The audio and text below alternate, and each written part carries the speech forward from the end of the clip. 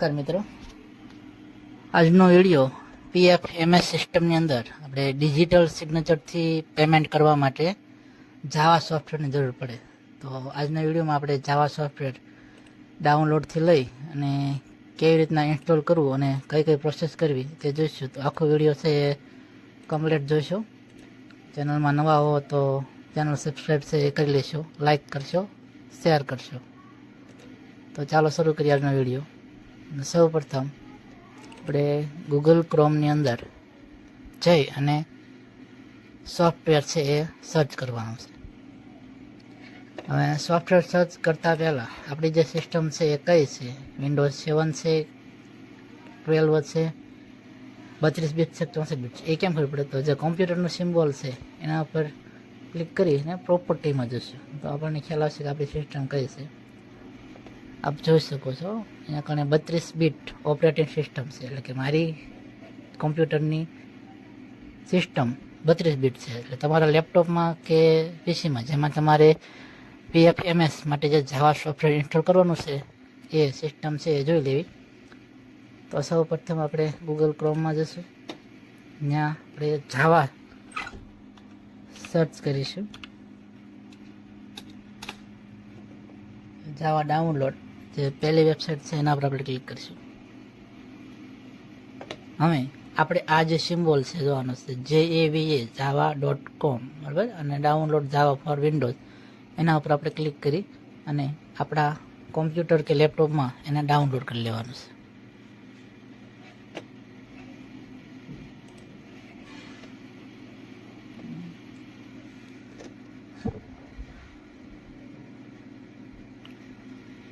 જાવાની website છે એ ખુલી ગઈ છે અને જાવા સોફ્ટવેર જે આપણે દેખાય છે તો એ સોફ્ટવેર આપણે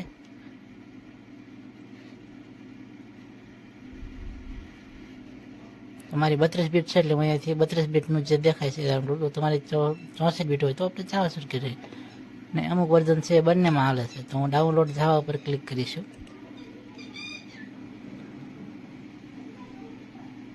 આપ જોઈ શકો છો ડાઉનલોડ જાવા પર કરતા જાવા સેટઅપ જે છે એ ઇન્સ્ટોલ થઈ ગયું છે. આની લિંક હું મારા વિડીયોના ડિસ્ક્રિપ્શનમાં નાખી દઈશ, ત્યાંથી પણ છે તમે ક્લિક કરીને ડાઉનલોડ કરી શકશો અને સીધું ગૂગલ ક્રોમમાંથી પણ છે ડાઉનલોડ કરી શકશો.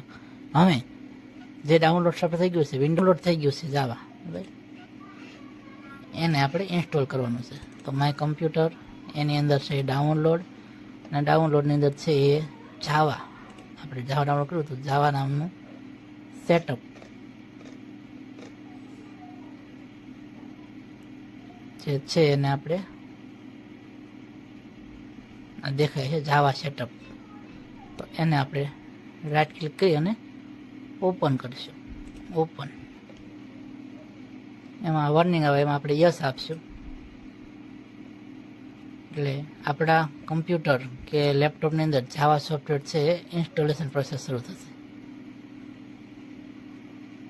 એ કણે આમાં રિમૂવ અને ઇન્સ્ટોલ બે ઓપ્શન છે, એમાં આપણે ઇન્સ્ટોલ ઓપ્શન જે છે એના ઉપર ક્લિક કરવાનું છે. થોડીક વાર માટે છે આપણે રાહ જોવાની છે એટલે આપણું સોફ્ટવેર છે એ ઇન્સ્ટોલ થઈ જશે.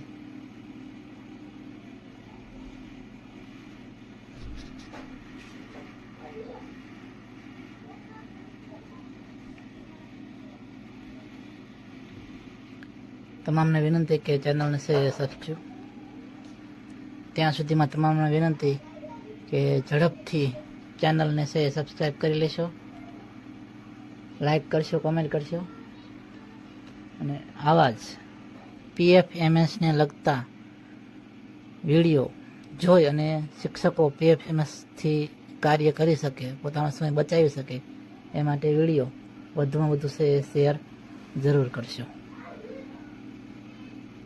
યુ હેવ સક્સેસફુલી ઇન્સ્ટોલ્ડ જાવા, એટલે કે જાવા આપણું સક્સેસફુલી રીતે છે ઇન્સ્ટોલ થઈ ગયું છે. હવે હું આ વોર્નિંગને ક્લોઝ કરું છું.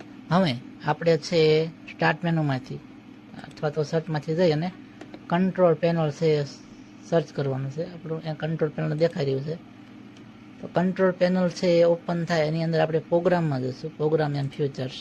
પ્રોગ્રામ એન્ડ ફ્યુચરની અંદર જોઈશું તો આપણા કોમ્પ્યુટરના જે પ્રોગ્રામ છે એમાં આપણે જાવા મને જાવા છે એ દેખાય છે. એમ તમારે પણ તમારા કમ્પ્યુટરમાં જાવા સર્ચ કરવાનું છે.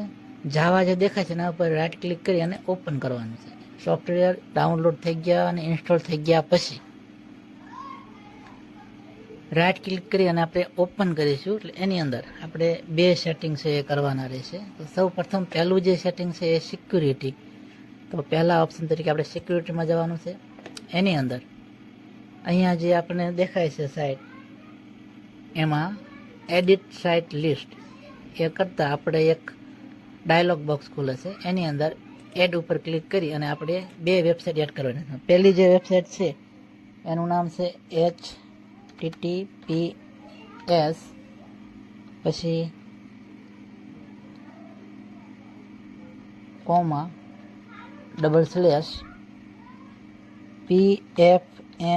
pfms.nic.in આ વેબસાઇટ છે આપણે એની અંદર એડ કરવાની છે. તો મેં વેબસાઇટ આખી લખી નાખી છે. આની લિંક પણ મેં ડિસ્ક્રિપ્શન બોક્સમાં મૂકી દઉં છું, તો ત્યાંથી પણ આપ કોપી કરી શકશો.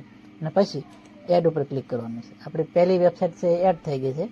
હવે એ જ રીતના આપણે એક બીજી વેબસાઇટ છે એડ કરવાની છે. એની અંદર પણ છે https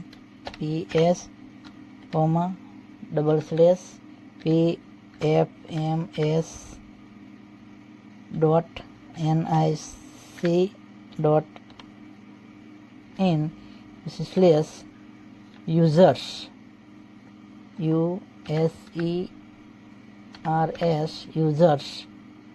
પછી login login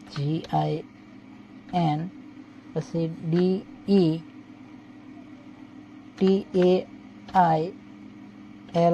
details details પછી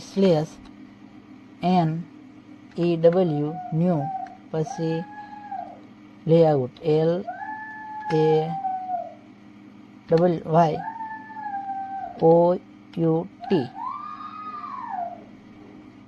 પછી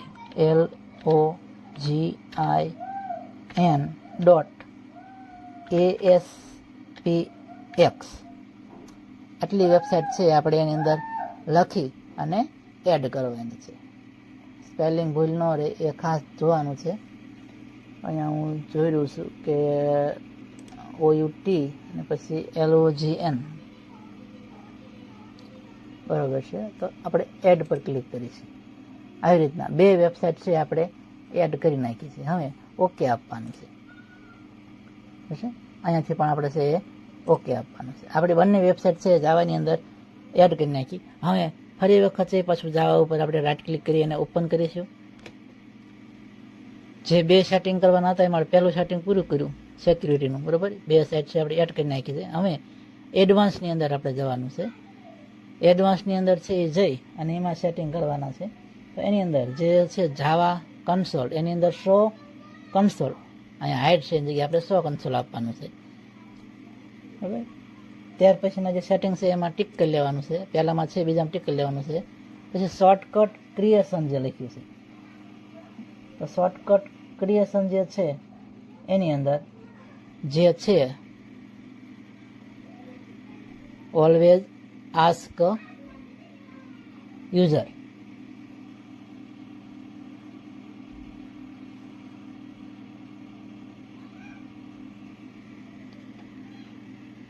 તો એની અંદર આસ્ક યુઝર અનટ્રેડ લખવાનું છે. પછી JNP-MLE ઇન્સ્ટોલેશન, એમાં પ્રમોટ યુઝર એપ્લિકેશન ઇન્સ્ટોલેશન, એની અંદર છે એ પહેલું જે છે એ જ આપણે રાખવાનું છે. એની અંદર આપણે કોઈ ફેરફાર છે એ કરવાનો નથી. એવી જ રીતના છે ધીમે ધીમે ઓપ્શન આપણે બદલાવતું જવાનું છે, સ્ક્રોલ કરવાનું છે નીચે. તો આની અંદર જે ટીક માર્ક છે એમાં આપણે કંઈ નથી કરવાનું. ત્યાર પછી જે એમાં છે એ બરાબર છે. પછી ચેક ફોર સિગ્નલ, એની અંદર છે એ બોથ રાખવાનું છે. ત્યાર પછીનું જે એમાં જે છે ચેક ફોર સિગ્નલ, એની અંદર બોથ. પછી પરફોર્મન્સ TLS, તો પરફોર્મન્સ જે TLS છે એની અંદર વચ્ચેનું રાખવાનું છે, ઓલ સર્ટિફાઈડ. પછી ચેક ફોર TLS, એની અંદર છે આપણે બોથ રાખવાનું છે. ત્યાર પછી છે એડવાન્સ સિક્યુરિટી સેટિંગ. એની અંદર એક પહેલું અને એક છે 1.3. એ 1.3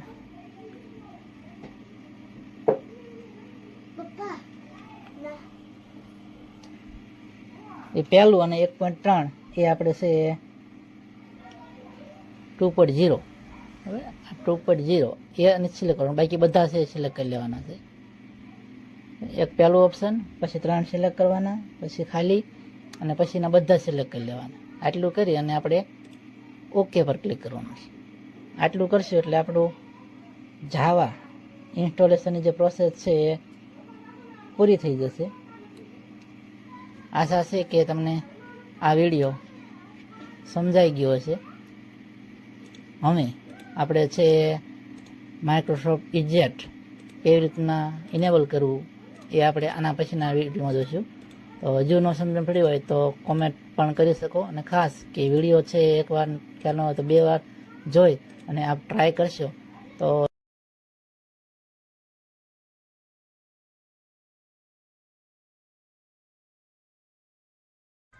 ચેનલને ખાસ સબસ્ક્રાઈબ કરશો અને વિડીયો બીજા લોકો સુધી પહોંચે, વધુ શીખી જાય એના માટે વિડીયો શેર જરૂર કરશો. આભાર.